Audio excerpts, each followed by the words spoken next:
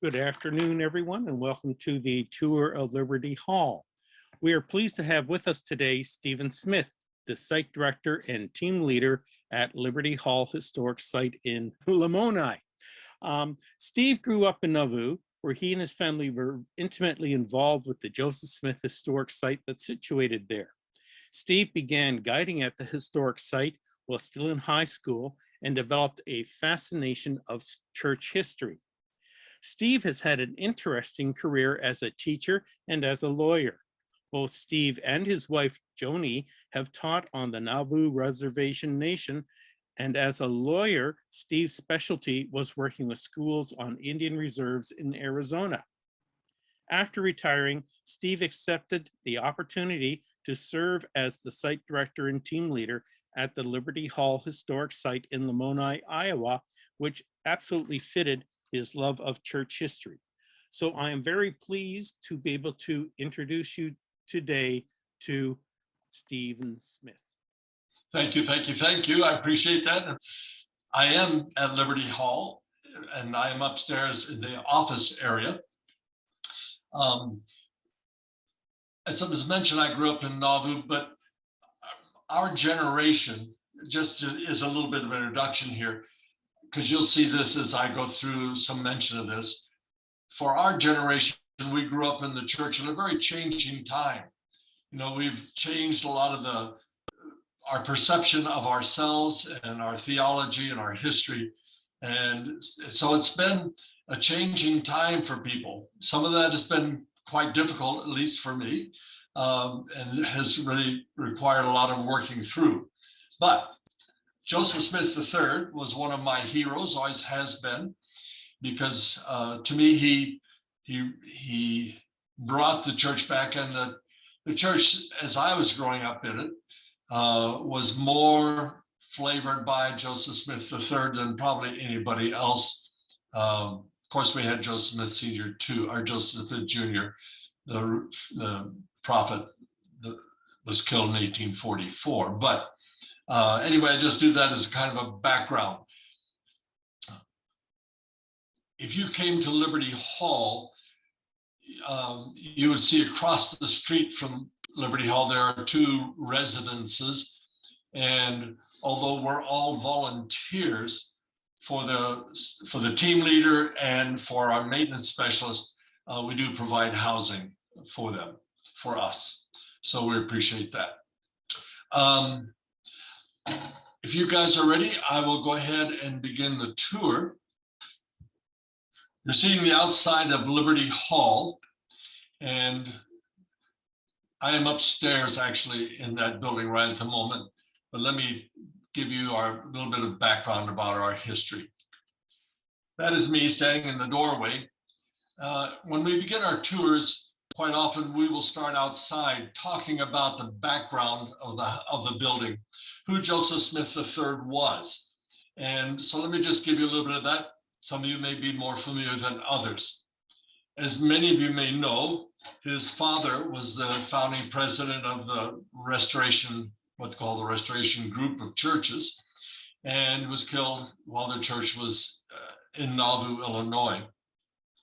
He stayed in Nauvoo and grew up there, and his father had designated to him that he was to be the next leader of the church, but he was only about 11 years old when his dad died, so that wasn't very practical. When he was growing up, as he was approaching his 21st birthday, he was trying to decide what he should do with his life. And he started to study law. In those days, you didn't go to law school, you worked with an attorney. And this particular drawing, it's actually a drawing, is of Joseph Smith III before he became president of the Reorganization, and before while he was still studying law. Actually, I think it was actually before he started the study of law. So it's Joseph Smith III as a young man. He did eventually decide to accept leadership of the Reorganization in 1860. If you have time, let me just give you a short story about that. If you've been to Nauvoo, and I don't know if any of you have, but if you've been to Nauvoo at the Mansion House, Upstairs in the mansion house are some bedrooms. In the southwest bedroom, I believe is where this vision happened. He says he had laid down, take a nap. And when he woke up, as he was waking up, the walls of the room disappeared. And apparently his future was on his mind. And he saw instead of the walls, a busy downtown area with a courthouse and business going on, people bustling around. And he was given to understand that if he wanted to be a lawyer, he could be successful at that and have earthly honors and riches. But if he was going to be a leader of the church, and then the scene changed, and instead of that, he saw a rural community, and he was given to understand that his life would be spent with people in rural communities primarily, and that he wouldn't have those earthly honors and riches. And that if he was going to, once he made that decision, it had to be a final decision. He couldn't go back and forth. Well, we know that as he studied that and gradually, eventually accepted leadership of the reorganization. The reorganization moved its headquarters to Lamoni. Let me go back just a second. That I just wanted to point out that vision. Keep that vision in your mind, because you will, I'm giving you a preview here. The community that he saw is Lamoni. He later on sees that, and that'll come up later in the tour, but I just thought I should throw it in there. He was sitting in his office, the Herald House, one day, and looked out the window and just meditating, and all of a sudden realized that what he was seeing outside of his window was the city of Lamoni, where he was sitting. And so it was just kind of a confirmation to him that he had done the right thing. The church decided to, well, let me back up just a little bit before 1881. When Joseph accepted leadership of the church in 1860, he had a real chore ahead of him to gather together the Latter-day Saints, particularly in the Midwest, who hadn't gone west to Utah or else had come back. And these had been broken up into different groups, and he had to put those different groups together and create a unified organization. And that was something that he did. And the story of his church, the story that he developed for the church, will last for another 100 years, from 1860 to about 1960. It's kind of amazing to me that it did last that long. He did have some blind spots in his personality or in his thinking, primarily as it related to his dad and what is the theology that his father had developed in Nauvoo, his association, polygamy, and so forth. And those blind spots remained with the church for that 100 years. It wasn't until about 1960 that we began to reevaluate those things and decide what he should do, or what the church should do as it relates to that story that we had lived with and were comfortable with for such a long time. I'm going to pause here, and just because I want to give you an opportunity to ask questions as we go along. And so does anybody have any questions about anything thus far about his early life of Joseph Smith III?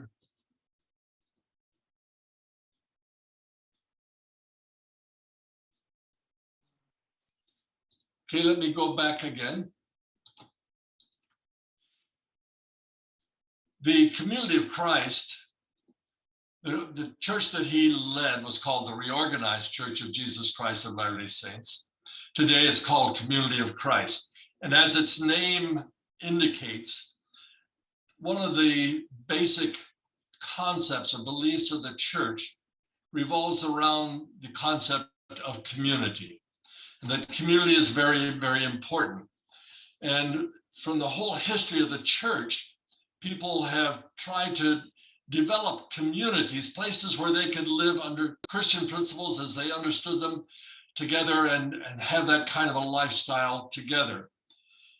The communities that were created prior to Joseph Smith III, first in Kirtland and then in Missouri, and finally in Nauvoo, had featured centralized finances.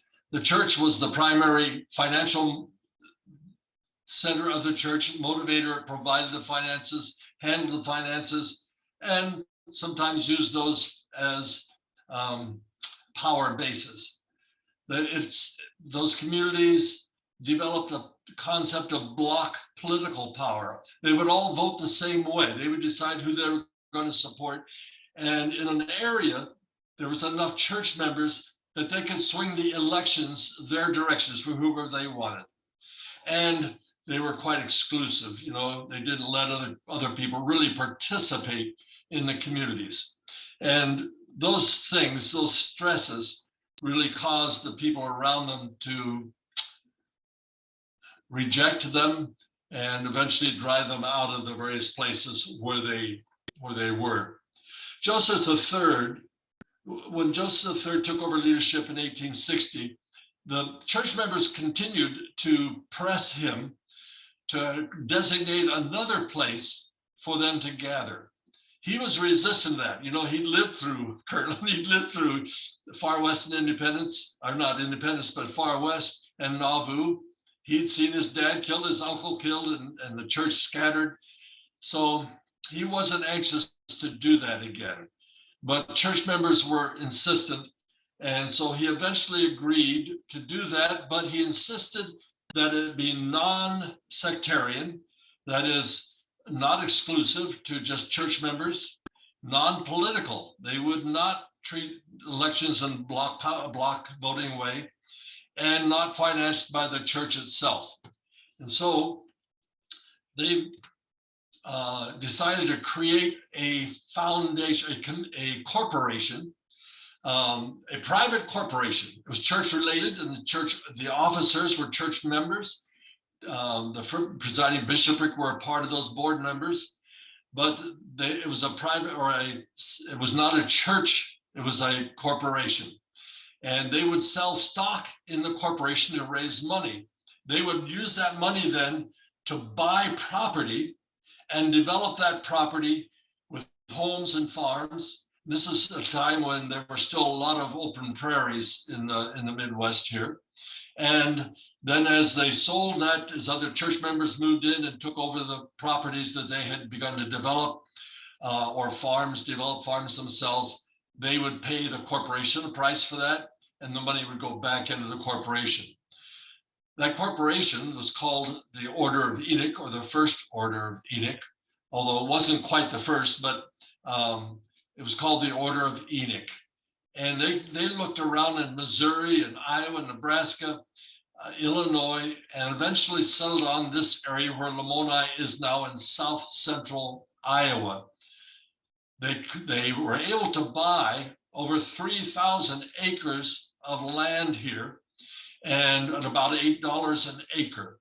And they then began to develop that and build houses on it and invite people to come. This was in the early 1870s. The street scene you're seeing here is a later one. So in the early 1870s, at first, people moved in, but slowly. It didn't really take off. And a lot of them were farmers, so it was kind of a farming community. But in 1879, the railroad was coming through this part of Iowa, and the church leaders met with the railroad company and convinced it to direct its route through what is now Lamoni. And at that time, part of the way they convinced the railroad to do that was that they gave them a number of acres here, which was the city site, and they laid out the streets and so forth and sold then the properties. So the railroad made money doing that.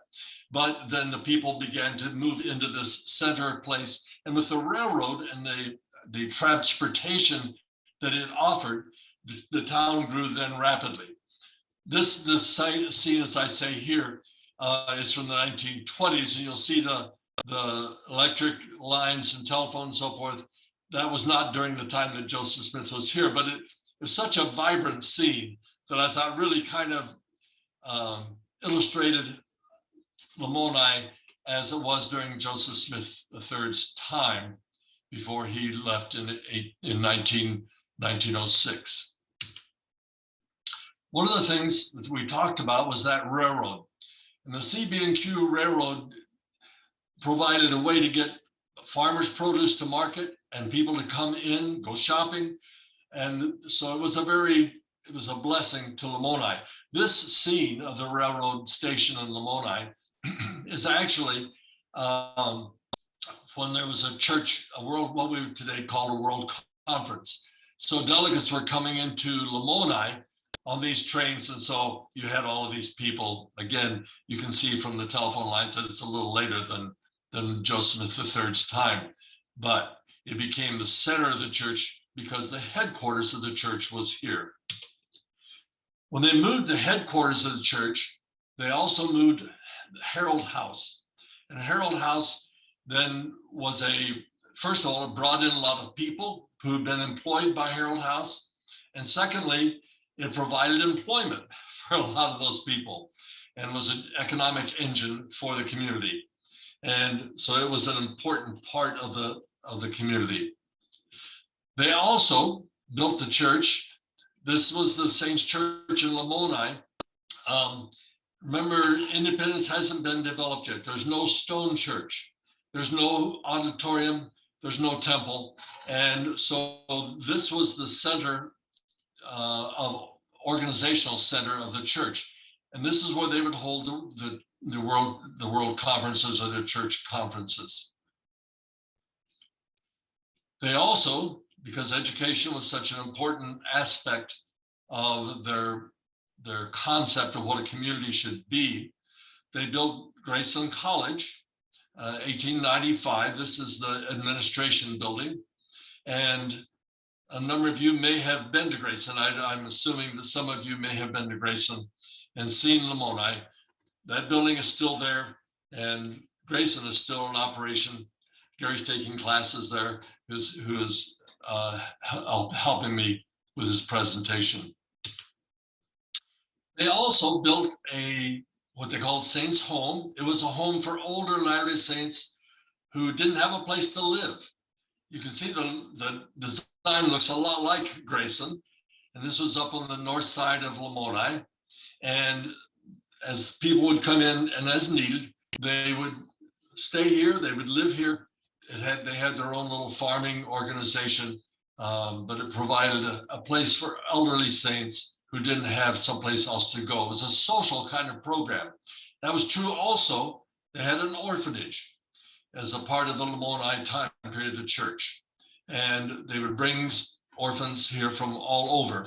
Over time, the laws changed and it no longer became possible or practical to bring the children in. And so eventually the orphanage closed. So my understanding is because of a change in federal law that restricted the transportation of students across state lines. But I don't know that for sure.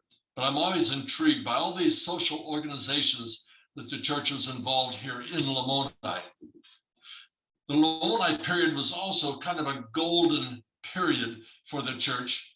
This is a picture that's upstairs in Liberty Hall of the Evangelia, that sailboat that you see in the picture.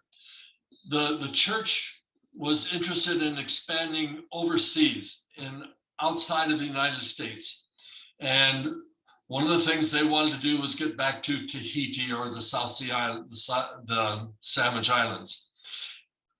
I think it's Sandwich, that doesn't sound right to me. Anyway, the Tahiti area. And so they tried to raise money to build a ship. And one of the ways that they raised the money, they asked people to make birthday offerings back to the church.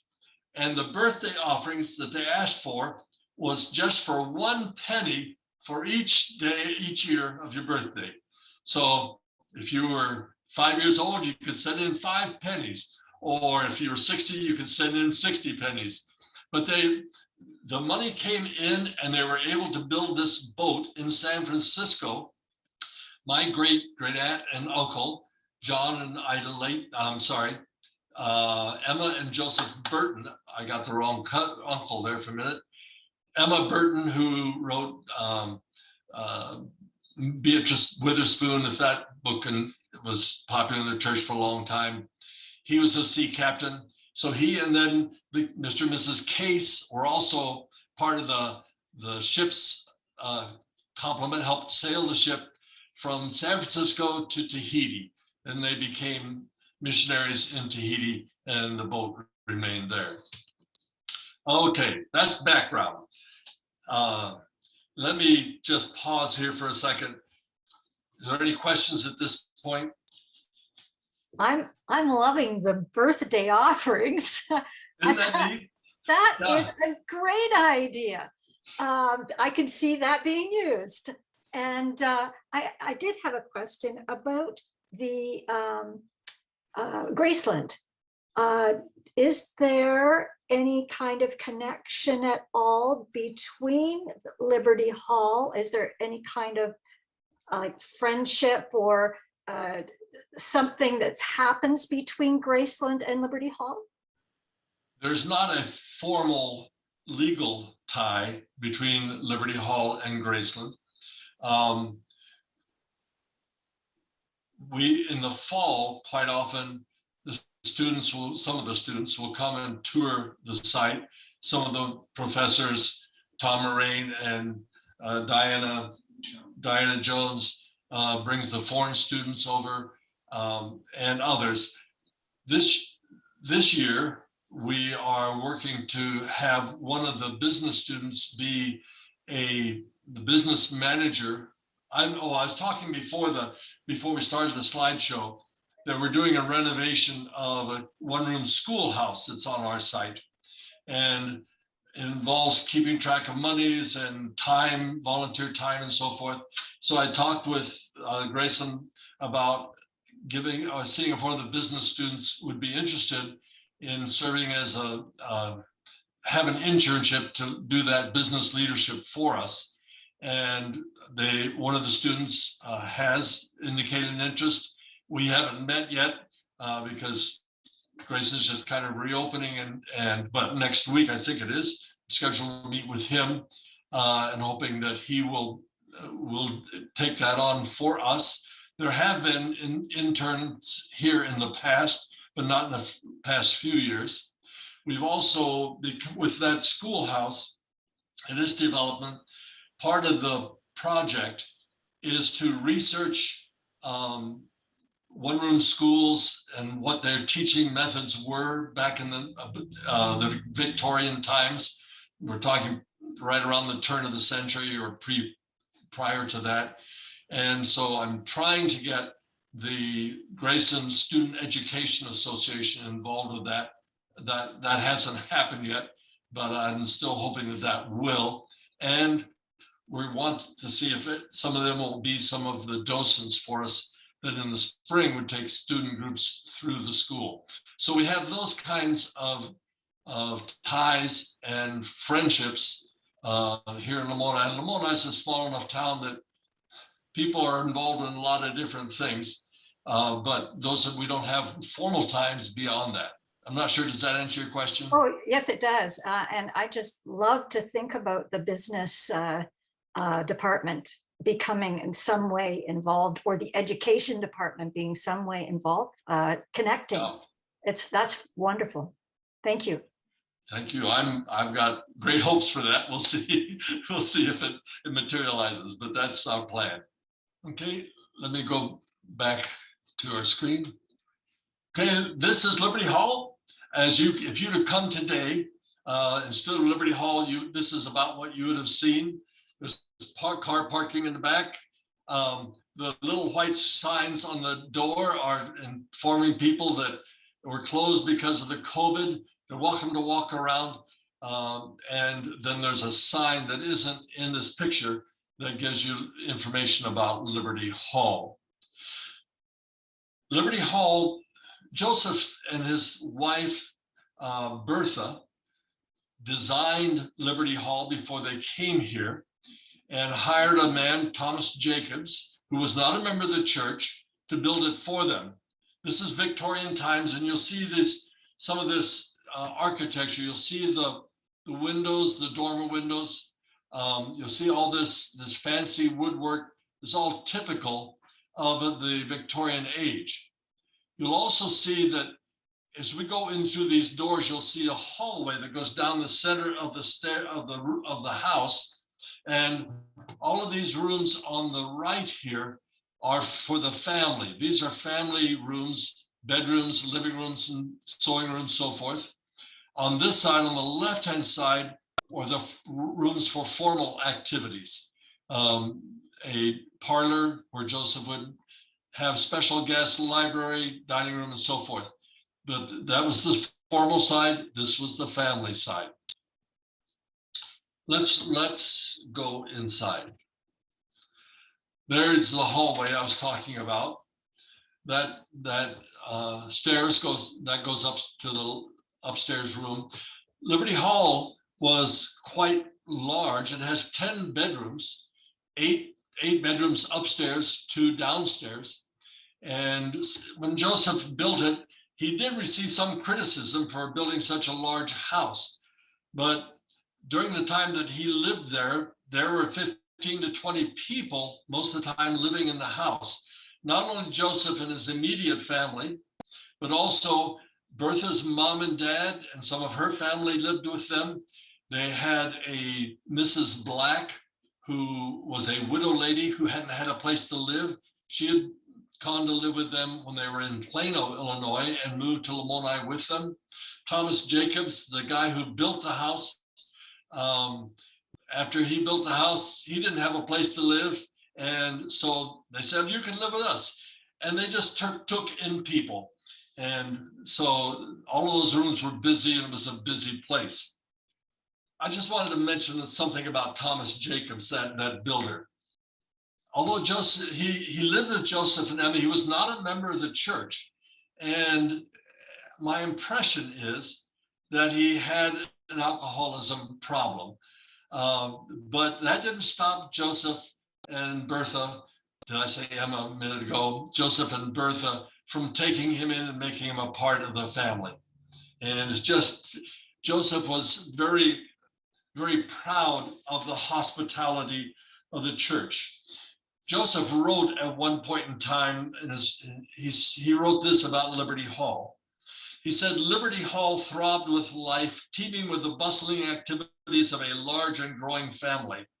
Birth, death, and marriage occurred within its walls, and much of romance might be included in its history there made, as joys and sorrows succeed each other as days the nights.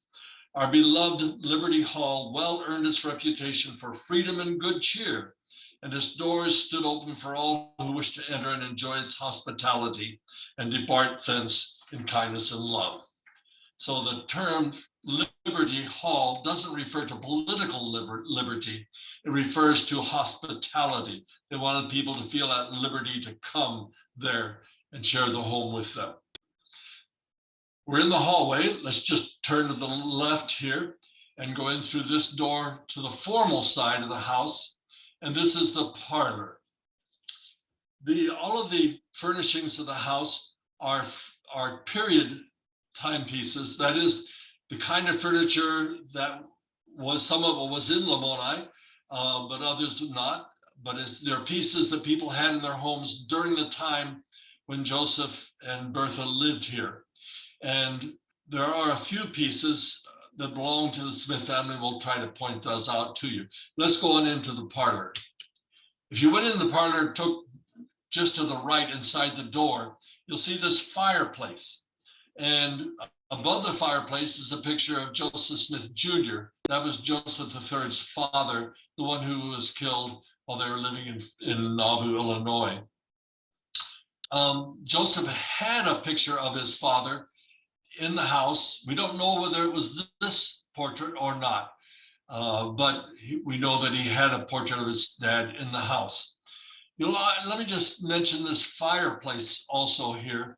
You'll see carvings in this marble on the fireplace. Those carvings are of papyri. This period of time, the Victorian time, people were very interested in things Egyptian. and things Egyptian tended to market well and sell well.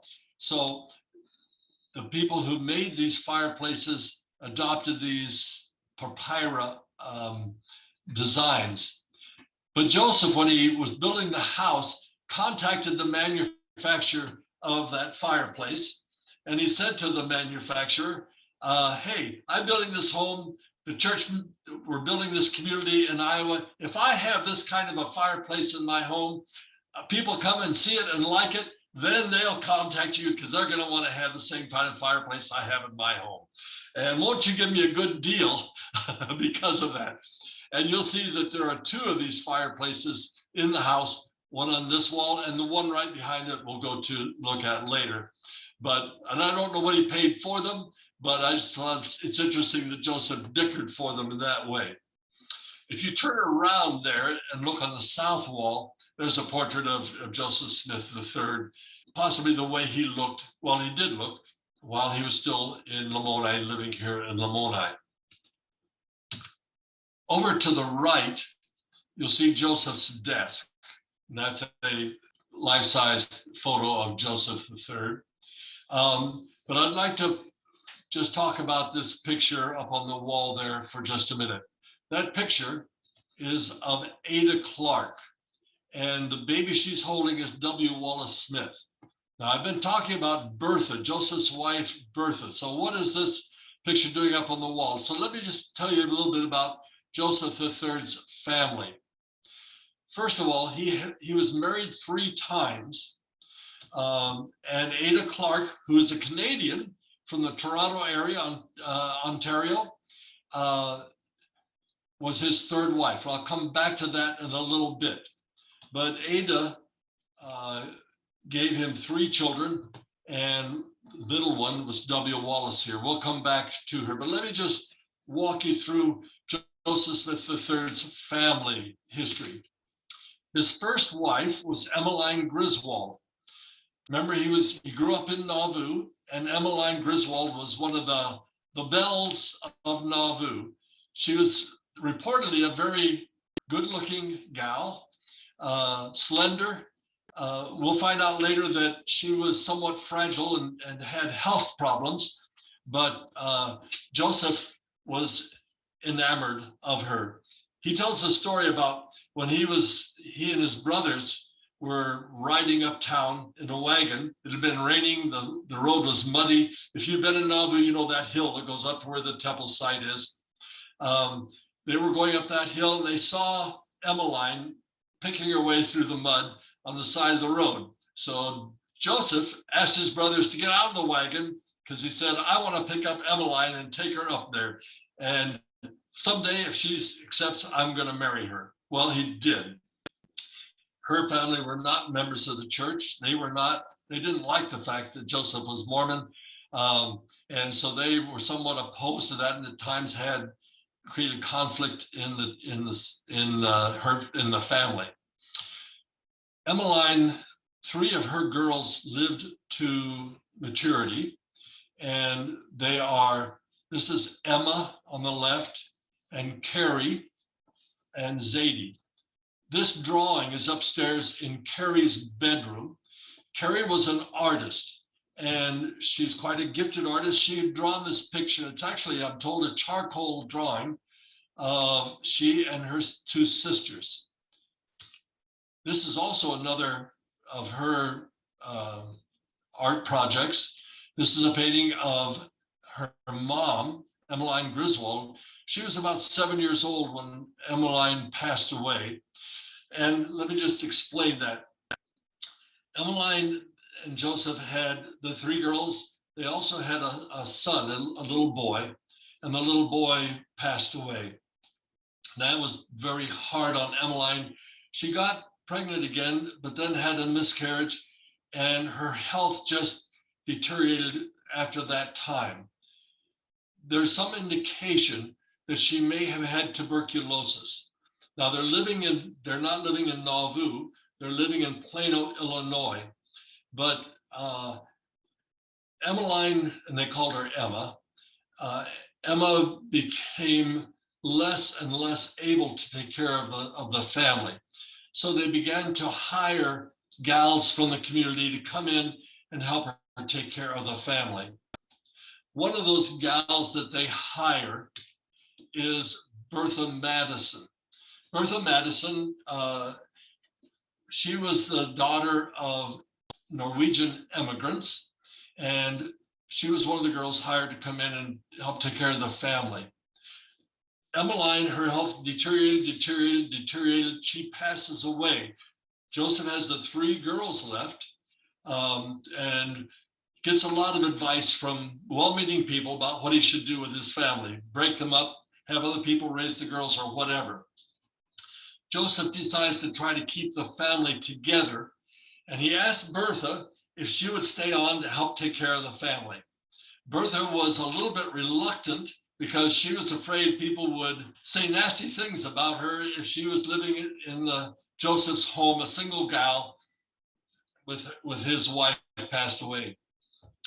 So Joseph, they had another couple come in and stay in the house as well, and she agreed to stay under those circumstances. But the church members were, you guys know how some of us church members are, and they said unkind things. And Joseph comes home one day and he finds Bertha in tears, and talking with her, he finds that she has been bullied basically that day by some of the church members and doesn't know what to do. So Joseph thinks about it, prays about it, decides, okay, he's going to have to get remarried. But he hasn't been dating anybody. Who's he going to remarry? So he says he sat down and made up a list of all the eligible ladies that he could think of. I can imagine this in my mind. And he then started to strike people off that list, got it down to 2, Bertha and someone else. We don't know who the other one was. And then began to make that a matter of prayer, and says that he felt guided to ask Bertha if she would marry him. Bertha agreed, and so they got married. And then some of the church members were complaining because, first of all, he got married so quickly after his wife had passed away, and secondly, because he had married an immigrant.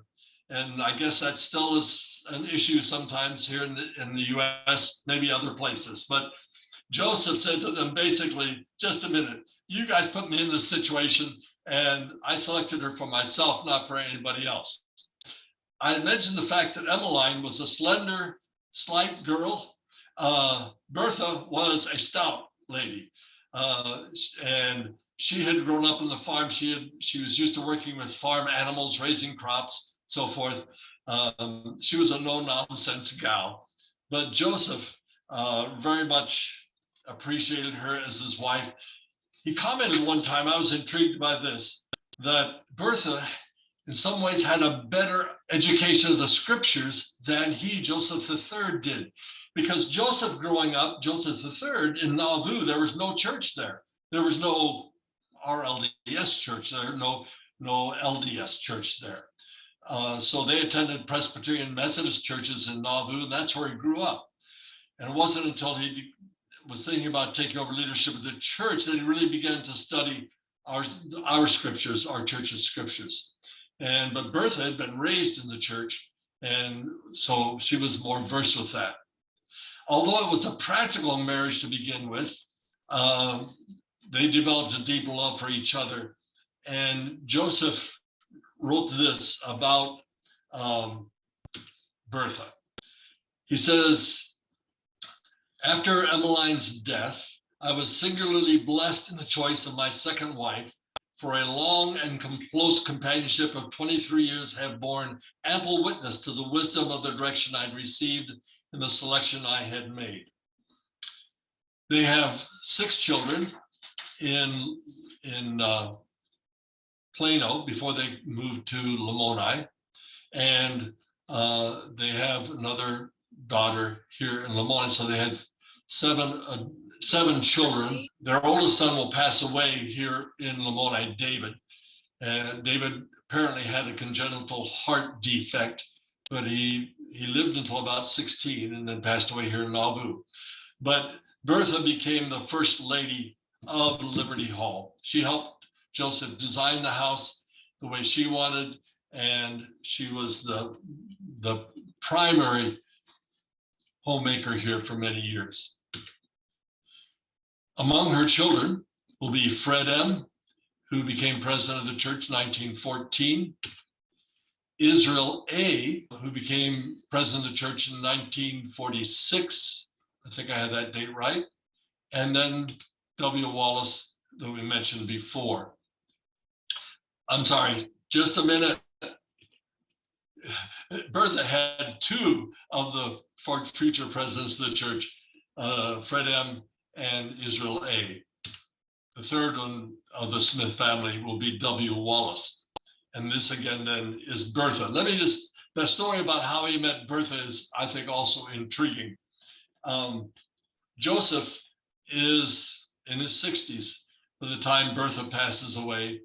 He doesn't expect to marry again, is what he says. But he went to a conference up in Toronto. And at that conference, one of the people he'd met her before, was Ada Clark. And Ada's Clark family lived north of Toronto. I looked up the name of that town where she grew up, and it's slipped out of my mind. But they found themselves walking back and forth, doing things together. And Joseph III became enamored of Ada. So Joseph III wrote to Ada's father and asked for permission to court Ada. Well, as you can imagine, Ada was half his age, less than half his age. She was 28 years old. He's in his 60s. And Ada's father sent her a message, come home immediately. So she did. And apparently when she got home, she convinced her dad that she wanted to be courted. Perhaps she felt at age 28, she was one of her last chances. And I think she must have been intrigued by Joseph III. But they courted and dated and married. And so then Ada Clark then comes back to Liberty Hall with Joseph from Canada. These are Ada's three boys. This one is W. Wallace, the one that was in the baby that was in the picture with her. This is Richard, and this is Reginald. I just want to comment about W. Wallace here. You'll see that he's wearing a skirt and he has long hair. That was typical of young boys in the Victorian age. That was the custom. But W. Wallace, we don't know exactly what age this is, but he says he was insulted. He wanted to wear the long pants, not a skirt, and he wanted to get his hair cut short.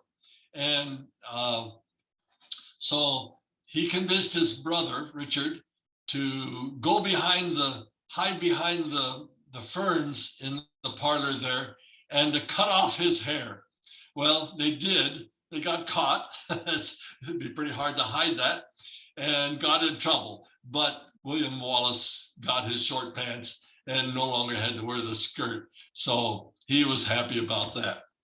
Just gives you, he apparently was a pretty stubborn person in his own way. That's him as older as president of the church. This is upstairs a chart of Joseph's family. You'll see on this side Emeline Griswold and her daughters, and then Bertha and Joseph. Bertha and her 7 children. This will be Fred M. And this is Israel A. This is Audentia Smith Anderson. She was the musician. She will write the music for the hymn, The Old Path. And then this is Ada Clark and her 3 boys. Let me just pause here. That's an awful lot of information about Joseph and his family, and ask if there are any questions at this point before we go on. I have a question. What happened to Bertha? She is buried here in Lamoni in what's called Rose Hill Cemetery. Is that what you mean? No, I mean, did she? Oh, I thank you. I didn't tell that story. I'm sorry. I jumped. Thank you for pointing it out to me. Let me back up, rewind here. I have to think about how I missed that. But Bertha was out with a horse and buggy one day, and when she was coming back home, some people had come to visit and stay at the house. They had come in a covered wagon.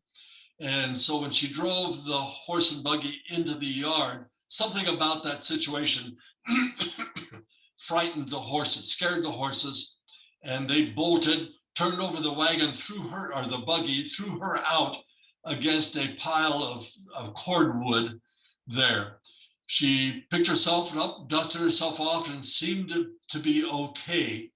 But then later she developed probably internal bleeding and died from the injuries from that accident. And she is buried here in Lamoni in the Rose Hill Cemetery. Okay, thank you. Thank you. I apologize for not including that story, making that clear what happened.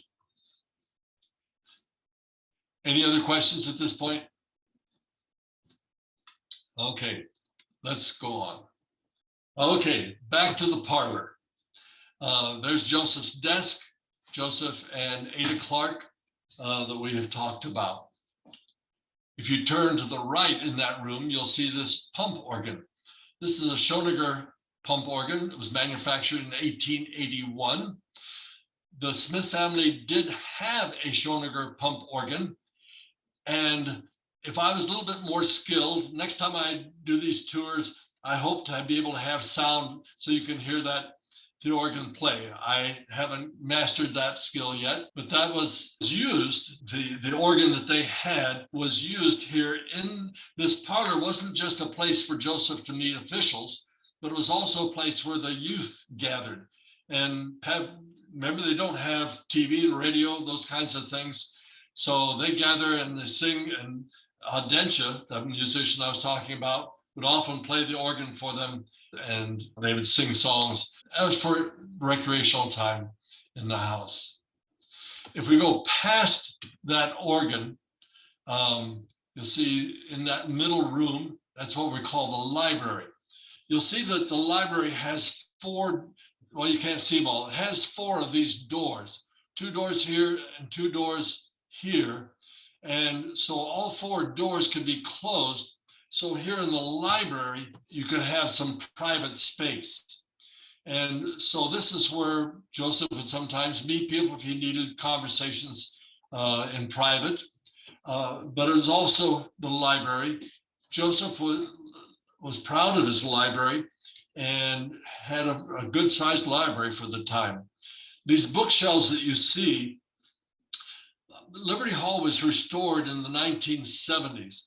Alma Blair, if you'd gone to Graceland, well, your generation, my generation, could have had Alma Blair for church history.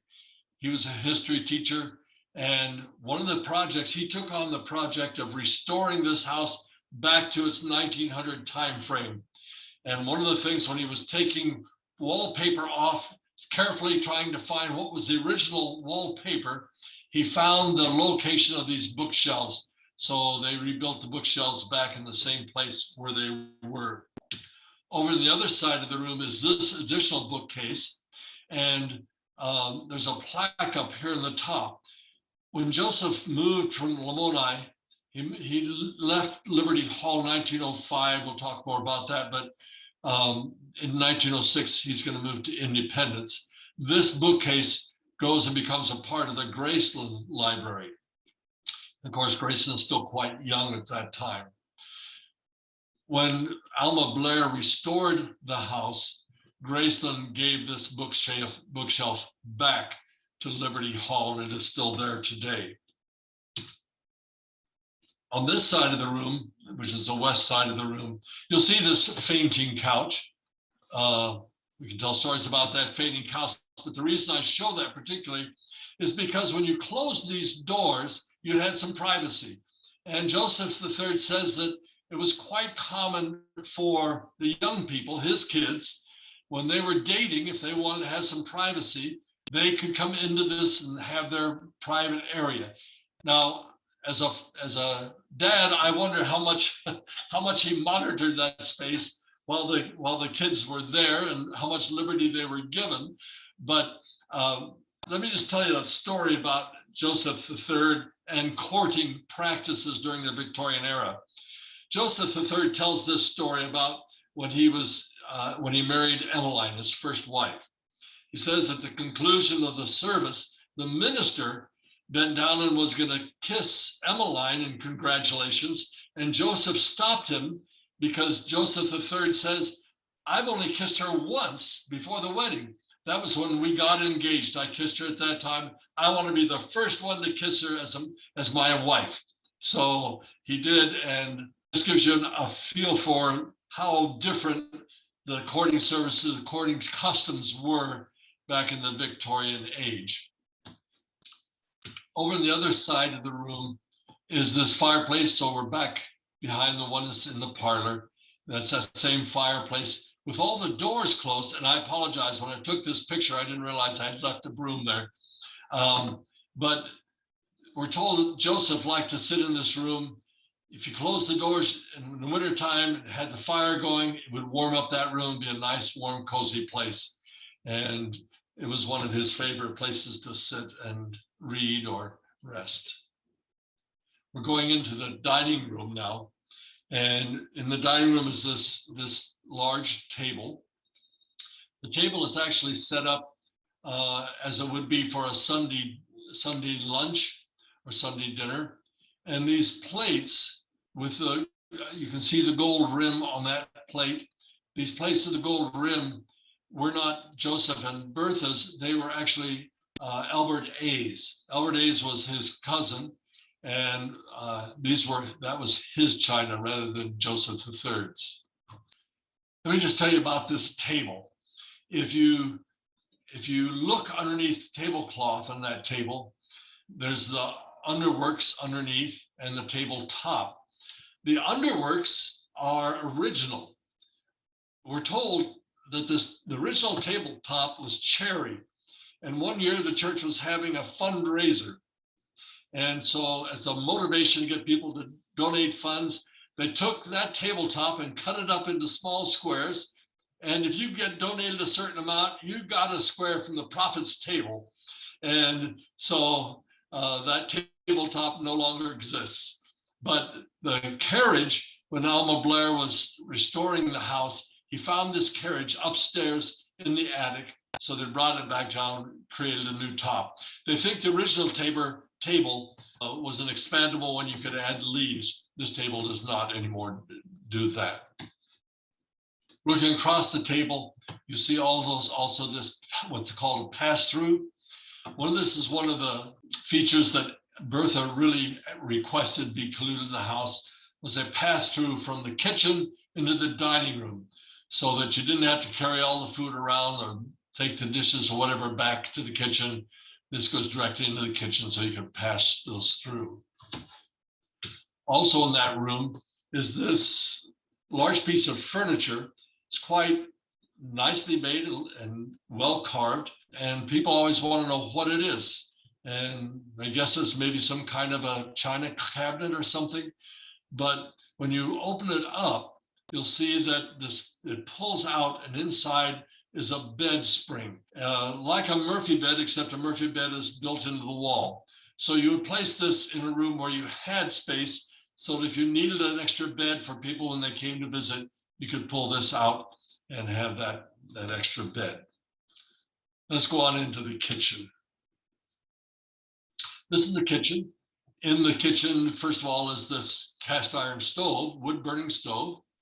They burn wood or corn cobs, or even sometimes coal in these wood burning stoves. It's quite a skill, I'm told, to really make these, to cook well on them. And they have these cast iron lids on top, and you have a little tool that you can lift those lids up so they have direct heat from the fire below. Once it's cooked, this is a warming oven up on top.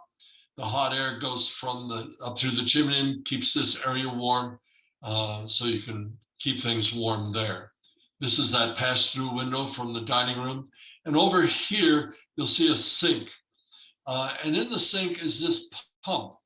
That pump actually goes down into a cistern well. They had a system to collect rainwater, ran down into the cistern. And so they could use rainwater to put water in this sink. You wouldn't use that rainwater to drink, but you could use it for washing dishes, those kinds of things. And then this had a drain that goes down and through the wall to the outside, where there was a little sump area where the water could drain into the ground. So it's quite a handy way. Over to the other side of the kitchen, this table and these two chairs actually belong to Bertha and Joseph. And Joseph, we're told, liked to have the kids around when he could.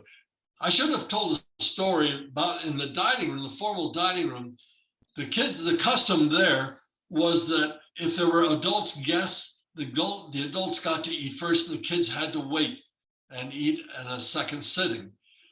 The kids complained because the adults were always talking, wanted to talk, sit and talk and talk and talk, and sometimes because there wasn't sufficient food left over. Well, here in the kitchen, apparently that wasn't the situation.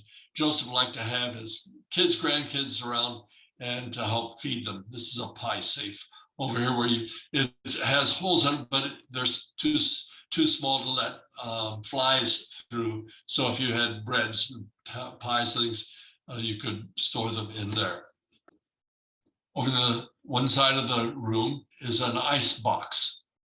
And I remember they don't have electricity. So in those days, they harvested ice in the wintertime. They would have ice houses that were well insulated, a lot of times with hay or other things. And they would try to make that ice last through the summer. They would bring it around in wagons. You'd get a chunk of ice, you would put it in this top up here, and the cold air would go down into the area where you could store your food. You'll see there's a little hole there. That hole allows the water that's dripping down from the ice to go underneath. And this is a door that actually opens up. You can slide a pan underneath that to catch the water so it didn't make the floor wet. And one of the kids' jobs was to keep that pan empty. And mom got upset if you didn't empty that pan and the water sloshes out on the floor. So it was something you had to keep track of. Over here on this side is the parlor. Let's go over there. This was their parlor. Today we have a lot of china and kitchen utensils here. In Joseph and Bertha's time, Joseph and Ada's time probably too, but particularly in Bertha, they had a lot of canning, and this probably had a lot more canned goods than we have today. Joseph had a large, in addition to a garden, he had a large orchard. He was very proud of his apples and apricots.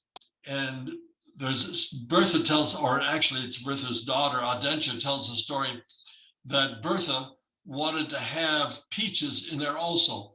So she saved peach pits. So when you ate a peach, she saved the seed, and she was going to try to grow the trees from peach pits.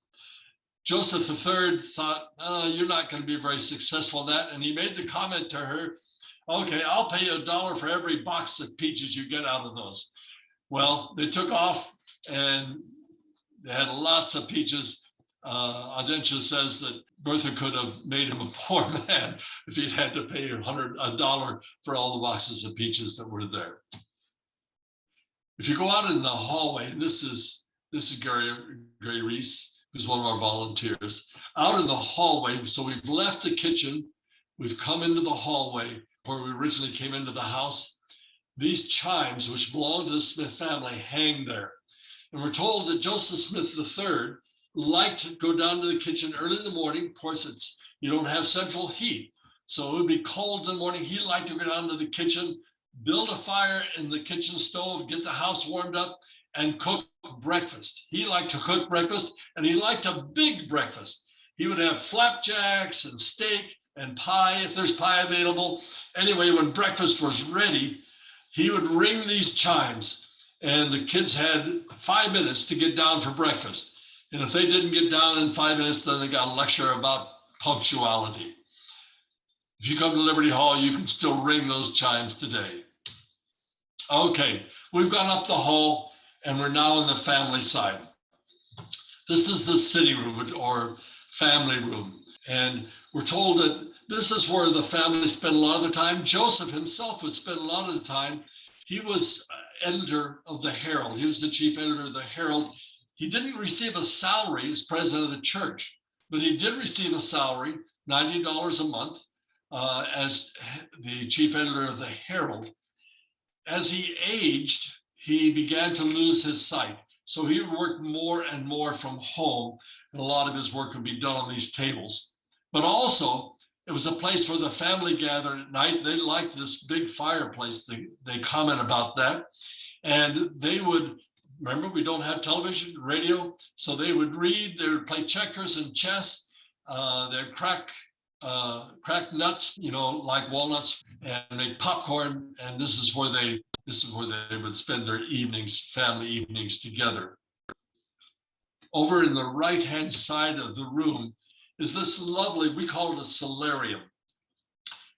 Originally, this was not a part of the house, but Bertha loved her plants. She'd grown up on the farm, she raised crops, and she loved her plants.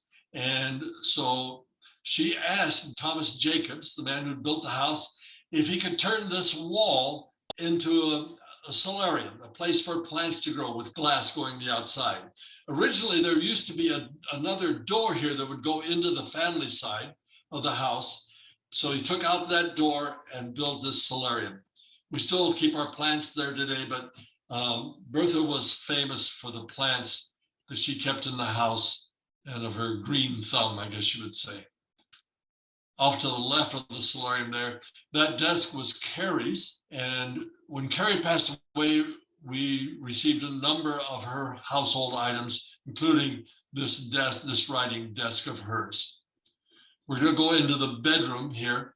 This is Bertha's bedroom. We call it Bertha's bedroom.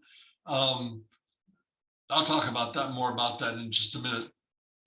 But this bed wasn't Joseph and Bertha's, but it was here in Lamoni during the same time that they lived here. It was the Stebbins family, but it was typical of Victorian furniture, large, heavy, highly ornamented, and it may be typical of the bed that Joseph and Bertha had.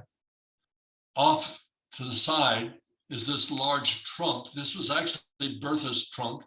Her mom had emigrated, as we said, from Norway, and this was the trunk that her family brought over with her. And Bertha ended up with it, and it's now back in Liberty Hall.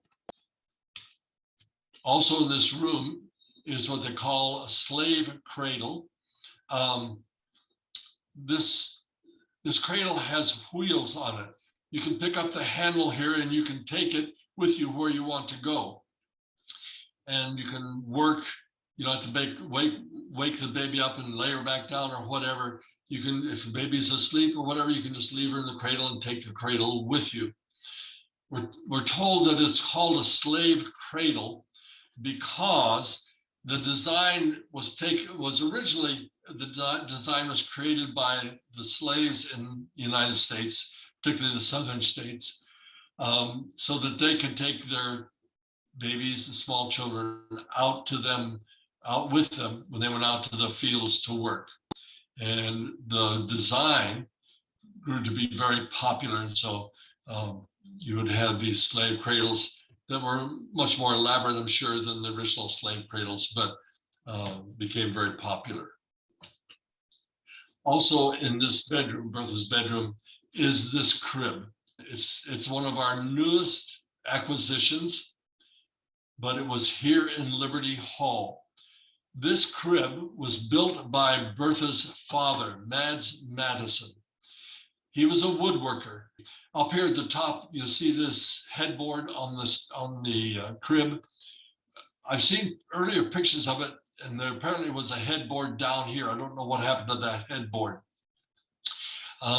We don't know what year Mads Madison built this for Bertha. I like to think maybe it was for her wedding. It was a wedding gift. if it was, then all the Smith children would have, all of Bertha and Joseph's children would have slept in this crib, and including former future presidents of the church. In this crib today, we have a doll. That doll belonged to Joseph and Bertha's daughter, Azuba. And Azuba was next to the youngest in the family. And there's quite a story about her. This is a drawing of Bertha Azuba. When she was 5 years old, she went to school in that schoolhouse that's now on our site, that one-room school. After lunch, the teacher called all the children back in, and Bertha started to run back. I'm sorry, Bertha Azuba. Azuba started to run back into the schoolhouse. She didn't see that there was another student swinging a stick, and that stick caught her right in the throat and injured her throat. She complained of pain, and so the school teacher sent her home. But over the next few days, she got sicker and sicker from that. The doctor said she had a putrid sore throat. But Bertha sent messages to Joseph III. Joseph III was at a church conference of 1888 in Western Illinois. And during the conference, he got this message from Bertha about how sick Azuba was and that he should rush home. So he rushed home, and when he got here, Bertha had passed away the day before. And they buried her on her 6th birthday. Joseph tells this story about himself, about how emotional that the whole situation struck him. Here he was, president of the church, doing everything he thought he could for the Lord's work. And the Lord allowed this to happen while he was out doing the Lord's work. How could that be? And he just, that thought of how could this be kept eating and eating and eating at him. And he got more and more rebellious. I can imagine how difficult that must have been for him as president of the church. He says he wouldn't have even told the story as he told it later, except that in his distress, one day he saw a vision. And in that vision, he saw Bertha Azuba in a field with other young children. And they were with a teacher or matron and another young lady, and they were picking flowers. And as he was watching them picking the flowers, the young matron turned to him, and Joseph says, with shining eyes and laughing lips, she said to him, "See how happy Bertha is." And when he looked at Bertha, she was indeed, her arms were full of some of her favorite flowers, and she was just she was happy. And he said when he saw that, it took that deep pain away, that rebellious spirit, and he was able to then go back to the work he was doing. As a result of that experience, Joseph III wrote a hymn that is still, I think, in our hymnal. I think it's still in the new hymnal. Faithfully, faithfully lead thou me on. All of us who have grown up with that hymn who are members of the church. But that hymn was written as a result of this experience with Bertha Azuba. We've left Bertha's bedroom. Off of the other part of the family room is Joseph's bedroom. This originally wasn't Joseph's bedroom. Remember I mentioned the Mrs. Black, who was a widow lady, didn't have a place to stay. And so Joseph and Bertha took her in Plano. And when they moved to Lamoni, this became her room. And the kids say that Mrs. Black was always knitting. She knitted all of their socks, darned their socks, and she lived with them many years. She went to visit her daughter, I think it was Nebraska or someplace, and passed away there. But Joseph also developed, in addition to his, well, and maybe as related to his blindness, a disease of the nerves in his face. They called it facial neuralgia. And it was very painful. And those days they didn't have medications or what to do. And it became so painful that apparently started to sleep in this separate apart from Bertha. And so this room became his bedroom. In this bedroom, you'll see this large trunk. This was this steamer trunk actually belonged to Garver, who was a missionary in the church. And at those days, the railroad would allow church officials to ride free, church ministers to ride free. So there was a lot of traveling going on with the ministers over through the railroad. And Joseph spent time all over in California, in the East, in England. Sometimes a few times he was away from home for more than a year, and Bertha would have to take care of the family in his absence. But these were the kind of steamer trunks that took with him. Also in this room is a dresser. And you'll see on the top of the dresser these celluloid collars and cuffs that they used in those days. I took this picture with the dresser drawer open. You'll see that it's empty. The reason I did that is because Joseph, actually Audentia, tells this story about her dad. She says that one Sunday morning, when they're getting ready for church, Joseph comes out and he talks to Bertha, and he says, "Bertha, where are my white shirts, my nice white shirts?" And Bertha says to him, "Joseph, we just got 6 new white shirts for you. They're in the top drawer of your dresser. Go look." And Joseph had to admit to his wife that he had given those shirts away. There was a church member who was called to go out on the missionary field, and he was concerned because he didn't have any dress shirts to wear. So Joseph gave him his new shirts, and so that was why he didn't have any shirts to read this morning. I just think of it as one of those tales of generosity that help us decide what we want to do. Also off to the family room is this bathroom. This tub, you see, is a fold-up bathtub. It has a kerosene heater here, and if you wanted to take a bath, you could fold it down. The reason it would fold up is because a lot of these housed bathrooms weren't very large, and you didn't have running water, you didn't have flush toilets, anything like that. So Joseph bought, as I recall, $32. He paid for one of these fold-up bathtubs. And so I'm just showing you what it looks like when it's down. You can lift it up. The funny thing, peculiar to me, it's not funny. I've wondered about this a lot of times. Remember, they built this house. There's no running water. There's no toilets. There's no sewer system. They tell me that they just drilled a hole in the floor, and when they were finished with the bath, they just pulled the plug and the water drained down into the dirt foundation under the house. I've wondered about that, what kind of condition that might have created. But it's also true, I think, that perhaps in that time, and even in my time when I was a youngster, that you may have only had a bath once a week on Saturday when you're getting ready to go to church the next day. But I've always pondered that particular thing. You also see this sitz bath that you can take out and sit in front of the fireplace and take your bath while you're sitting in that tub, little tub, if you wanted to. Okay. Also, I've forgotten I had the slide in here. I put this slide in because it's just intriguing to me how creative these early pioneers were. This is a fold-up toilet, a child's toilet, a potty chair. And today you would think you could take a potty chair with you if you're going on a trip. Well, they did too. You can fold this up flat, actually, except for the cup that was underneath. And maybe if you're on the side of the road, you wouldn't even need the cup. But I was intrigued to buy that when I first saw it and was looking at it. Okay, we're going out through there, back into the hallway.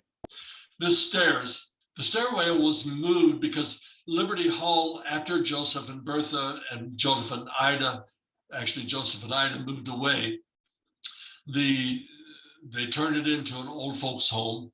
They closed the Saints home, and they moved the people who were living there to this house. And they redid things, moved this stairwell over to one side of the house. I'm not sure why they did that. I'm told it was for safety purposes, but when they restored the house, Alma Blair says they found this railing and these spindles upstairs in the attic, where they'd also found the undercarriage of that table. And he says all but about 3 of these spindles are original, as is that banister of the stairs. The kids tell the story about how much fun it was to slide down that banister, and that they would slide down over and over and over again to see until they just got tired. But if you came, we could go upstairs to the rooms upstairs. I'm not going to take you upstairs today because I've shown you a number of the pictures and items from upstairs. And I think this has been long enough. But there is one item I did want to show you from upstairs, and that is the communion set. This was also one of the more recent acquisitions of Liberty Hall. This is a communion set from 1900. Up till this time, prior to this, this is one of the first communion sets with individual glasses. Prior to this, when you went to communion service, there was a common cup. And although you could take your piece of bread, everybody drank the wine or grape juice out of a common cup. Well, during the late 1800s, going into the 20th century, they began to understand germs and infections. And they became concerned about whether it was healthy to share the common cup all the time, or whether that could be dangerous to the members. Joseph III was opposed to having individual cups. He had grown up with that common cup, and he appreciated the symbolism of everybody drinking from the same cups. We are all together in this together. That dispute of whether to abandon the common cup and move to individual cups or not caused a dissension in the church.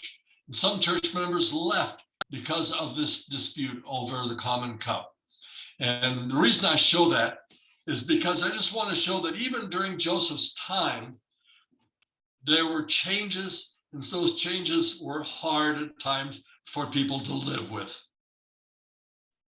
Joseph established the church the way we looked at the church for 100 years, the way we looked at ourselves, the way we looked at our theology. 100 years later, his son, W. Wallace, who took over leadership of the church in 1850. 1860 would be the 100th year anniversary of the reorganization.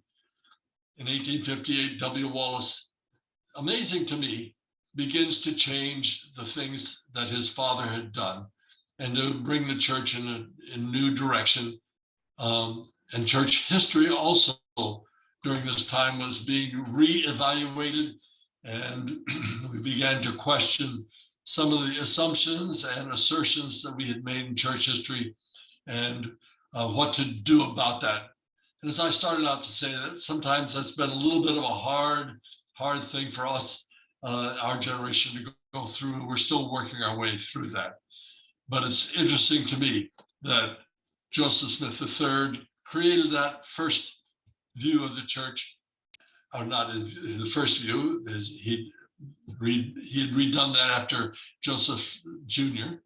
And then W. Wallace, another 100 years later, that Joseph III's view of the church lasted for 100 years before we started to reevaluate that. Okay, that's Liberty Hall. Before we leave, when people are leaving the house, we always invite them to make a donation. We don't charge for tours through Liberty Hall, but if you want to make a donation to the hall, you can go to the church's website and look for the Historic Sites Foundation, and you can make contributions to Liberty Hall and to the other historic sites through the Historic Sites Foundation. When you make a donation to the Historic Sites Foundation, it can be just in general for all the sites, or you can designate it specifically for Liberty Hall. I was explaining before the tour that we're currently renovating our one-room Spurrier School, where Azuba went to school, and we're raising $1,700 for that purpose. And so we're in the middle of that fundraising campaign right now. But that is Liberty Hall. And I thank you guys for coming. Scott, I'll turn it back to you.